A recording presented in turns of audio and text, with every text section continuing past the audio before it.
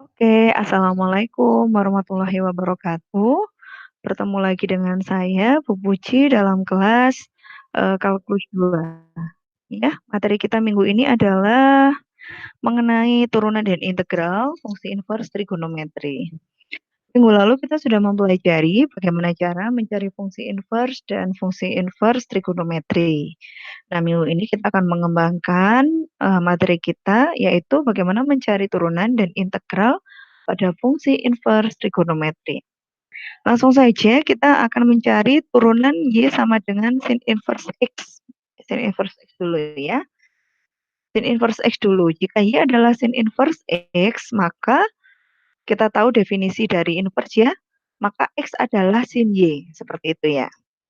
X sama sin Y itu adalah diferensiabel atau dapat diturunkan pada interval Y-nya adalah min pi per 2 hingga pi per 2.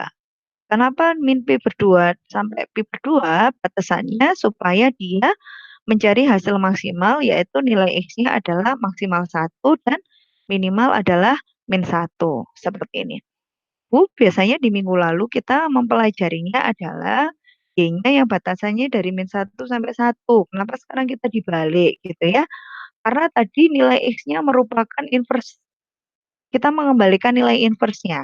Ya, jadi jika ya tadi adalah Y sama dengan sin X, maka X sama dengan sin Y. Jadi yang berperan sebagai eh, aksisnya adalah di sini adalah Y, yang berperan sebagai ordinatnya adalah X. Sehingga batasan nilai maksimalnya adalah 1 dan min 1 itu adalah dari nilai ordinat. Seperti itu.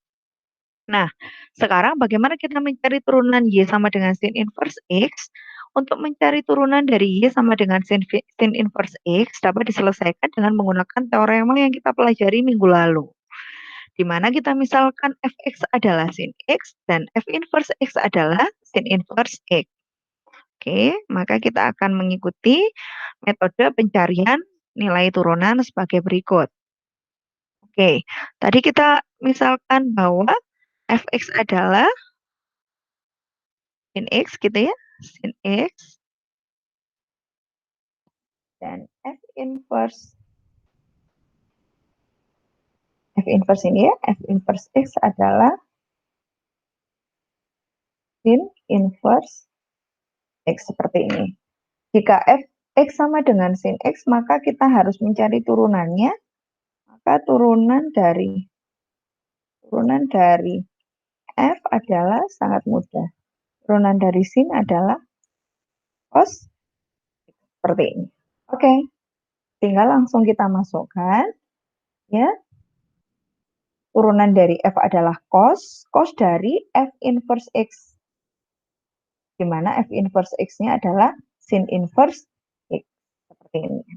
Nah, lalu bagaimana dari sini mencapai seperti ini? Apakah saudara ingat tentang identitas trigonometri yang kita pelajari di kalkulus 1 bahwa cos kuadrat X gitu ya, ditambah sin kuadrat X sama dengan 1. Ini identitas trigonometri paling mudah dihafalkan. Ya, sehingga jika kita cari cos kuadrat X, maka sama dengan 1 min. Sin kuadratnya saya pindah ke ruas kanan. Sin kuadrat X. Nah, sehingga untuk mencari nilai cos ini adalah sehingga cos X-nya adalah akar 1 min sin kuadrat X. Oke. Karena di sini X-nya adalah sin inverse X, maka di sini pun juga kita pindah menjadi sin inverse X. Jadi, sama dengan akar 1 min sin kuadrat. X-nya kita ganti dengan sin inverse X. Nah, kita ketahui untuk fungsi komposisi yang berkaitan dengan inverse gini ya. Gimana? Sin dari sin inverse X, fungsi komposisi ya, sama dengan X. Atau F dari F inverse X, dia adalah X. Atau F inverse dari F X gitu ya, kita sudah pelajari minggu-minggu sebelumnya adalah X. Sehingga ini pun juga sama. Ya, ini adalah X. Nah, karena di sini adalah sin kuadrat, maka di sini pun menjadi X kuadrat. Sehingga berubah menjadi seperti ini. Jadi kesimpulannya apa? Jadi kesimpulannya adalah turunan pertama dari sin inverse X adalah 1 per akar 1 min X kuadrat. Sekarang bagaimana kalau fungsi X-nya menjadi fungsi susah? Fungsi susah itu adalah fungsinya terhadap X ya. Biasanya kita misalkan sebagai U, di mana U ini adalah fungsi f X gitu ya.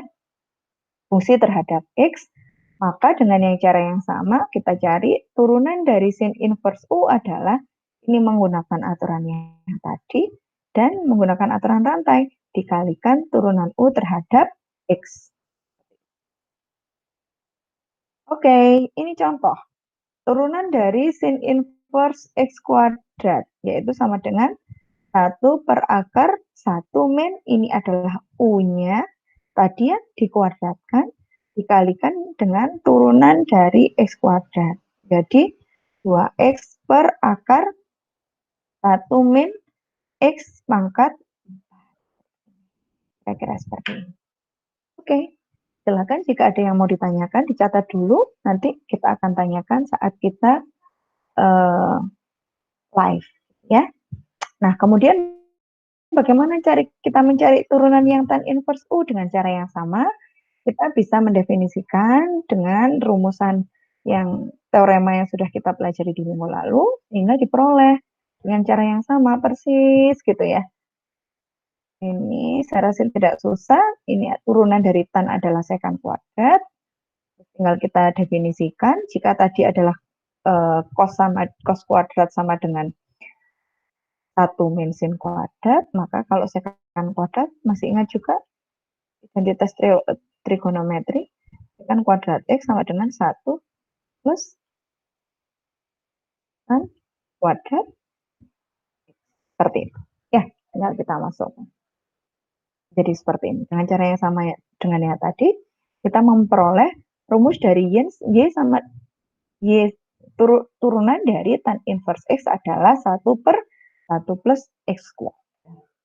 Bagaimana jika tan inverse U? Maka dengan cara yang sama, tinggal dikalikan lagi dengan turunan U terhadap X, yaitu menggunakan aturan rantai. Oke, nah secara singkat, kita bisa mendapatkan beberapa rumus turunan dari fungsi inverse trigonometri sebagai berikut.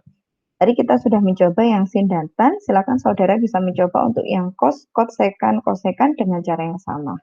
Terasa tidak susah jika saudara sudah tahu bagaimana cara mendapatkan nilai-nilai tersebut. Nah, ini jika fungsinya sederhana X. Bagaimana jika fungsinya adalah U? Ya, maka tinggal dikalikan dengan du per dx sesuai dengan aturan rantai. Saya rasa seperti itu tidak susah. Silakan. Ini adalah contohnya nomor A. Cari turunan dari sin inverse X pangkat 3. Oke, ini fungsinya susah gitu ya. Karena bukan X. Maka kita misalkan U adalah X pangkat 3 gitu ya. Sehingga U aksen atau turunan U adalah 3X kuadrat gitu ya. 3X kuadrat. Lalu kita masukkan Y inverse Y aksennya sama dengan 1 per 1 min X pangkat 3 dikuadratkan. Berarti X pangkat 6 langsung ya. X pangkat 6 dikalikan dengan 3X kuadrat. Oke. Jadi hasilnya adalah seperti itu. Oke. Yang kedua. Soal yang kedua yang B. Yang bikin susah adalah ini. Ya, sehingga saya misalkan U adalah E pangkat X. U aksennya adalah E pangkat X. Gitu ya. Nah, lalu kita masukkan rumusnya. Y aksen adalah 1 per U gitu ya. U-nya adalah E pangkat X dikalikan akar E pangkat X kuadrat, E pangkat 2X gitu ya, min 1. Lalu dikalikan dengan U pangkat X adalah E pangkat X. E pangkat X dapat kita coret dengan ini. Sehingga hasilnya adalah 1/akar E pangkat 2X min 1. Oke, seperti ini. Any question? Yang mau bertanya, nanti silakan dicatat dulu ya. Nah, contoh yang kedua. Jika roket yang ditunjukkan pada gambar naik vertikal pada 880 kaki per detik, jika satuannya kaki per detik, maka dia pasti apa? Kecepatan. Ya, kecepatan. Terus kemudian saat berada pada ketinggian X 4000 kaki. Ini adalah X-nya. X-nya sama dengan 4000 kaki. Berapa cepat perubahan sudut elevasi kamera pada saat itu agar roket tetap dalam pandangan? Ini yang ditanyakan. Masih ingat rumus di SD? Demi sin, sami cos, gitu ya? Demi sin, sami cos, karena kita yang kita bicarakan tentang depan dan samping, maka kita menggunakan tangan. Ya, depan dan samping. Sehingga tan phi sama dengan depannya adalah X, sampingnya adalah 3000. Sehingga phi-nya adalah tan inverse dari X per 3000. Ya, seperti itu ya. Nah, ketika kita diminta untuk mencari turunan phi terhadap T, maka kita bisa menggunakan rumus yang tadi. Tan itu berarti gimana? 1/U kuadrat gitu ya. 1/U kuadrat. 1 plus U kuadrat dikalikan turunan dari ini. Berarti kita misalkan dulu ya. U adalah X per 3000 gitu ya. U sama dengan X per 3000 DU per DT. DU per DX, mohon maaf, DU per DX sama dengan 1 per 3. Itu adalah DU per DX. Nah, sedangkan yang kita cari adalah per DT. Maka kita harus gunakan lagi aturan rantai. Ya, DU per DX harus dikalikan lagi supaya menjadi DT, berarti DU per DX dikalikan dengan DX per DT. Karena dia turunannya bukan terhadap X, tapi terhadap T. Sehingga kita tambahkan dengan ini. Nah, ini apa? Ini adalah nilai yang kita ketahui tadi. Berapa? Kecepatan kan? 800. Kecepatan itu jarak dibagi waktu. Ya, kita ingat V sama dengan S per T gitu ya. S per T. 8.880 kaki per apa tadi? Kaki per detik. Kaki per sekon. Ya. Sedangkan X-nya tadi kita sudah memperolehnya nilainya berapa? 4. Yuk, tinggal kita masukkan, kita hitung pakai kalkulator. Hasilnya adalah kira-kira ini. 66/625 watt per detik. Ya. Oke, ini adalah latihan soalnya. Tapi di sini saudara tidak diminta untuk mencari turunannya, tapi diminta untuk mencari nilainya. Ya, contohnya atau saya bagi saja deh. Ini untuk mencari nilai, yang B untuk mencari turunan, gitu ya. Nah, ini adalah untuk mencari turunan. Turunan. Kalau mencari nilai bagaimana, Bu? Tinggal definisinya saja. Kita ambil misalkan ini, 4A. Cos inverse dari setengah itu berapa? Berarti cos berapa sih yang hasilnya itu adalah setengah? Gitu kan? Ya. Cos berapa sih hasilnya yang setengah? Cos berapa? 60. Ya, 60. 60 itu pi per. Jadi jawabannya adalah pi per. Kalau yang turunan berarti menggunakan rumus yang tadi. Diasumsikan ini adalah X. Ya. sehingga tinggal dimasukkan. Ini silakan saudara kerjakan.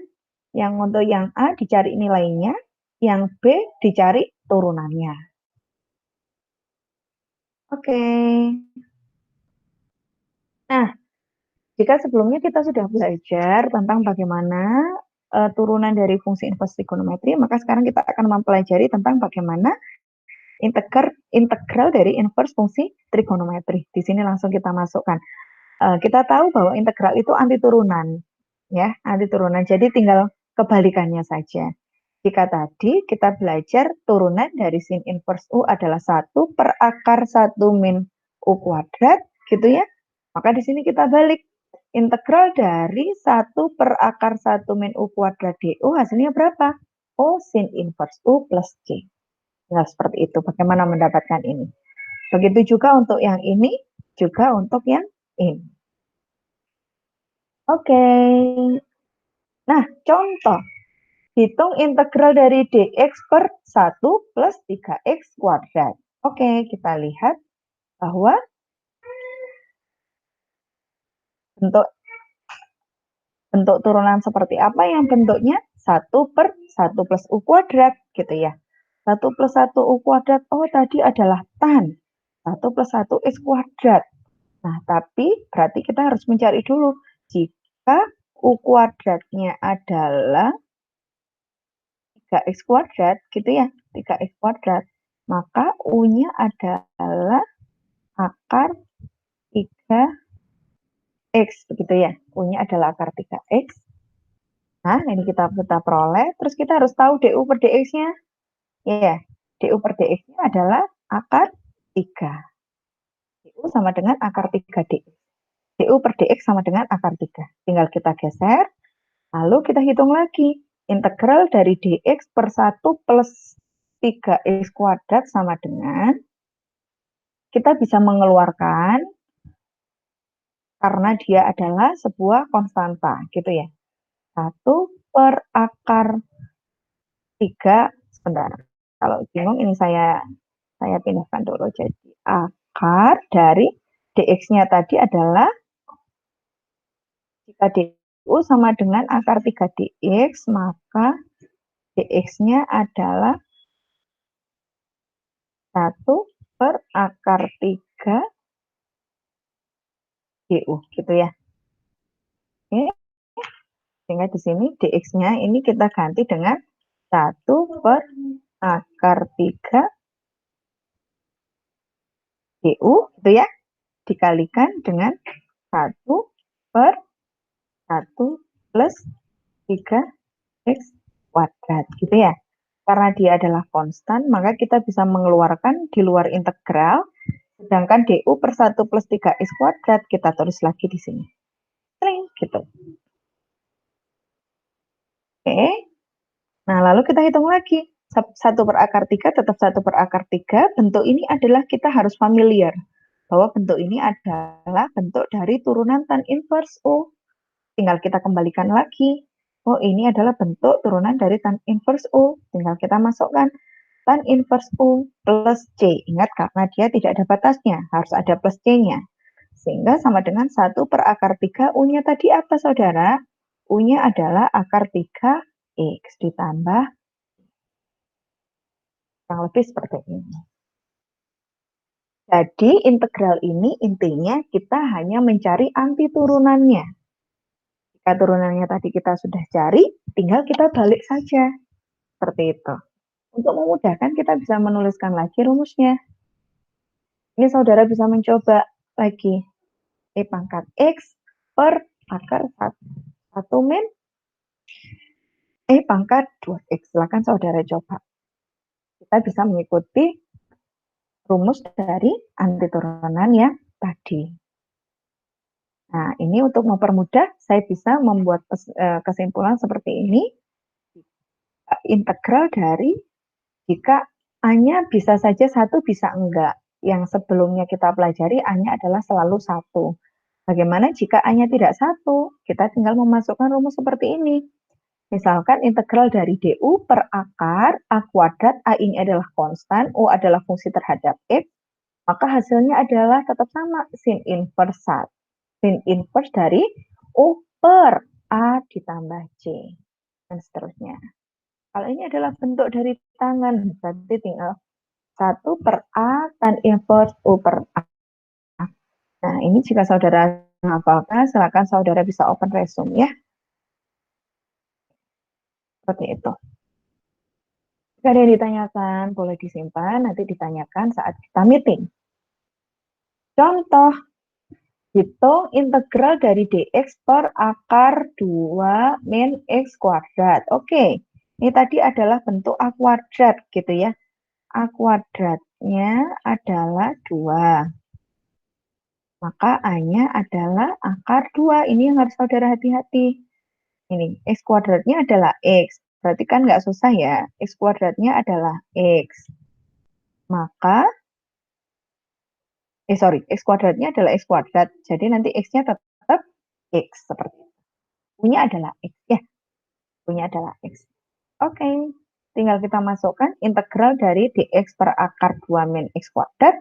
Kita lihat bentuk yang akar terus kemudian konstan dikurang minus itu yang mana? Yang ini ya, akar terus konstan dikurang minus. Oh, berarti dia adalah sin inverse. Sin inverse dari rumusnya tadi apa? X per A. A-nya berapa? A-nya adalah akar 2. Kemudian tinggal di plus C. Kenapa plus C? Karena dia adalah integral tak tentu. Oh, bagaimana jika ini ada batasnya? Ya, tinggal kita masukkan saja nanti sesuai dengan aturan integral tertentu. Oke, saya rasa cukup. Ini adalah latihan soalnya. Mana saja yang saudara kerjakan? Wah, nanti terasa banyak sekali ya. Jadi yang sebelum-sebelumnya saya sampaikan itu adalah latihan soal. Latihan soal itu nanti silakan kalian kerjakan ketika kita meeting, saudara menjawab, langsung ditunjukkan kepada Bu Puji. Ya, akan menambah poin saudara. Namun untuk tugas semua wajib mengerjakan. Tugas di sini semua wajib mengerjakan dan dikumpulkan. Dikumpulkannya kapan? Besok. Ya, besok setelah meeting silakan saudara mengerjakan. Nanti dikumpulkan langsung ke Google Classroom yang sudah Bu Puji sediakan. Saya rasa cukup untuk materi hari ini. Mungkin nanti saya akan menambahkan, yaitu terkait materi selanjutnya tentang turunan dan integral fungsi inverse hiperbolik. Ya, nanti akan saya sambungkan. Saya rasa cukup untuk pertemuan hari ini. Terima kasih atas partisipasinya. Saya akhiri. Wassalamualaikum warahmatullahi wabarakatuh.